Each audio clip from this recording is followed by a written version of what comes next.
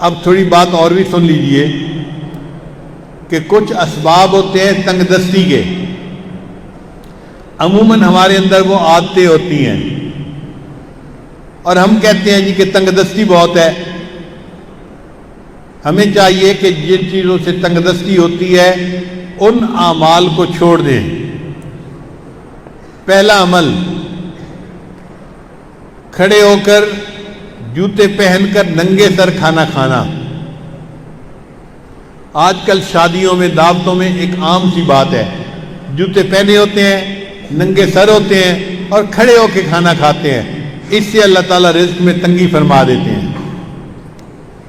دوسری بات، بیت الخلاء میں باتیں کرنا۔ تیسری بات، مہمان کو بوجھ سمجھنا۔ چوتھی بات، ہاتھ دھوئے بغیر کھانا کھانا اور بسم اللہ پڑھے بغیر کھانا کھانا، اس سے رزق میں تنگی ہو جاتی ہے۔ پھر پانچویں بات، کھانا ختم ہو جائے تو کھانے کے برتن کو اچھی طرح صاف نہ کرنا، اس سے بھی رزق میں تنگی ہوتی ہے۔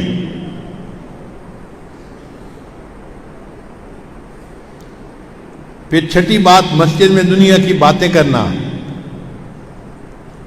پھر ساتویں بات، مانگنے والے فقیر کو جھڑکنا۔ بھئی آپ کے پاس کچھ نہیں ہے دینے کے لیے تو محبت سے اس کو کہہ دے کہ بھائی آگے چلے جاؤ، جھڑکی نہ دیں۔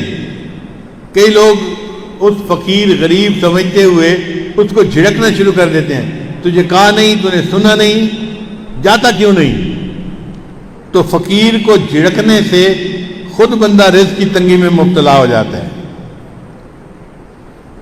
پھر ساتواں عمل، مغرب کے بعد بلا عذر کے سو جانا۔ عشاء کے بعد سونا چاہیے۔ مغرب کے بعد اگر بیماری ہے یا عذر ہے تو اور بات ہے، پھر اجازت ہے۔ اگر عذر نہیں تو مغرب کے بعد سونے کی عادت ہی بنانی چاہیے۔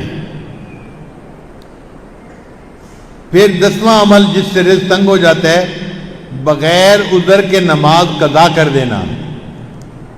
فجر نہیں پڑھتے، ظہر نہیں پڑھتے، عصر نہیں پڑھتے، مغرب نہیں پڑھتے، باتوں میں لگے رہے، نماز قضا ہو گئی۔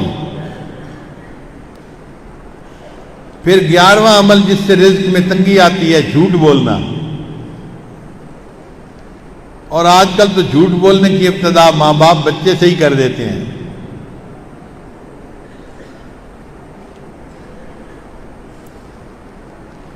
پھر 12واں عمل جس سے رزق میں تنگی ہوتی ہے، گانے بجانے میں دل لگانا۔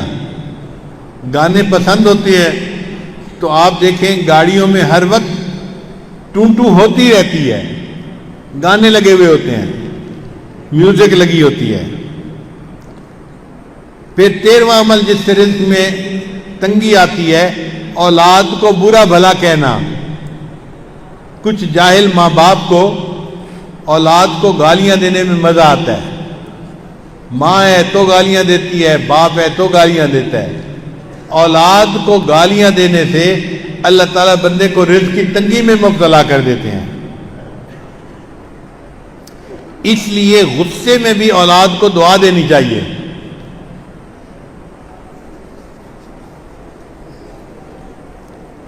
چنانچہ ایک صاحب اپنا واقعہ سنانے لگے کہ میں بہت شرارتی تھا اور گھر والوں کو میں نے تنگ کیا ہوا تھا۔ ایک دن کیا ہوا کہ گھر میں مہمان آئے ہوئے تھے تو میری والدہ نے دال بنائی مہمانوں کے لیے، اور میں نے ایک مٹھی ریت کی بھری اور آ کر ہنڈیا میں ڈال دی۔ اب جب مہمان کھانا کھانے لگے تو دال کے اندر ریت تھی، تو کھانا تو نہیں کھایا جاتا نا، تو مہمانوں کو بھی پریشانی ہوئی اور گھر والوں کو بھی پریشانی ہوئی۔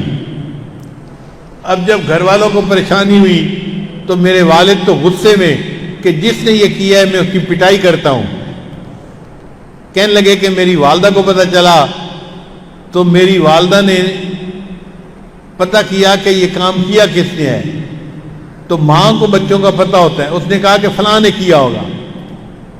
مجھے پکڑ کے لایا گیا، اور مجھے پوچھا گیا کہ کیا تم نے یہ حرکت کی، سالن کے اندر تم نے ریت ڈالی، تو امی کے سامنے میں نے اقرار کر لیا، ہاں امی یہ شرارت میں نے کی تھی۔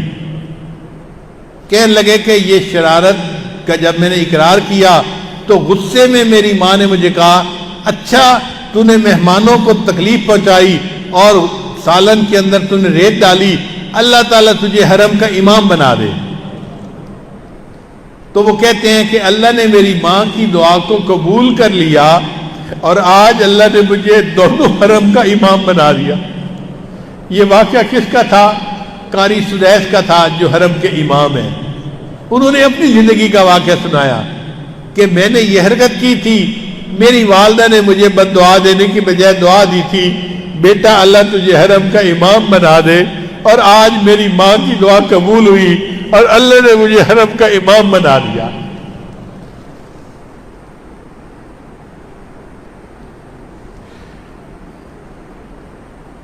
پھر 14واں عمل، قرآن پاک کو بے وضو ہاتھ لگانا۔ بعض لوگ قرآن مجید کی بے حرمتی کرتے ہیں، وضو کے ساتھ ہاتھ لگانا چاہیے، وہ بے وضو بھی ہاتھ لگا لیتے ہیں۔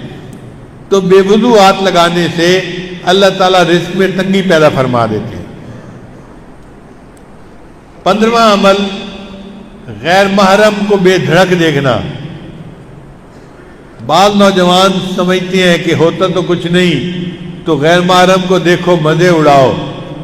تو غیر محرم کو دیکھنے سے اللہ تعالیٰ بندے کو رزق کی تنگی میں مبتلا فرما دیتے ہیں۔ اور 16واں عمل جس سے کہ اللہ تعالیٰ رزق کو تنگ کر دیتے ہیں، اپنے اہل خانہ کے ساتھ ہر وقت لڑتے رہنا۔ یہ گناہ آج کے دور میں عام ہو گیا ہے۔